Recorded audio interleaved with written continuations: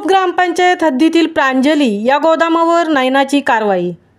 विंधणे group ग्रामपंचायत हद्दीतील प्रांजली या गोदामावर नयनाच्या अतिक्रमण विभागाने शुक्रवारी दिनांक 7 रोजी कारवाई केली आहे।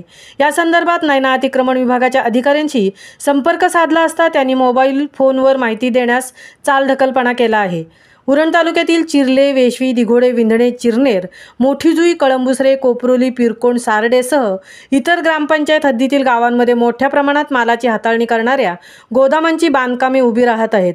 तसेच अनधिकृत बांधकामे राजरोसपणे सुरू आहेत।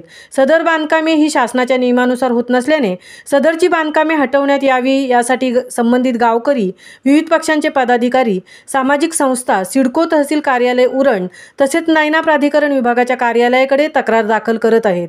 मात्र अशा तक्रार अर्जांची छाननी किंवा दखल संबंधित प्रशासनाचे अधिकारी वर्ग घेत नसल्याने सदर ग्रामपंचायत हद्दीत मोठ्या प्रमाणात अनधिकृत बांधकामांचा सुळसुळाट वाढला आहे। त्यात नयना प्राधिकरण विभागाच्या अधिकाऱ्यांनी एकाला घर आणि दुसऱ्याला पळ अशी नियमावली तयार केल्याने महाराष्ट्र नवनिर्माण सेनेचे चिरनेर विभाग अध्यक्ष संदीप ठाकूर यांनी विंधणे ग्रुप ग्रामपंचायत हद्दीतील प्रांजली या गोदामावर कारवाई करण्यासंदर्भात तक्रार अर्ज नयना प्राधिकरण विभागाच्या अधिकाऱ्यांकडे केला होता।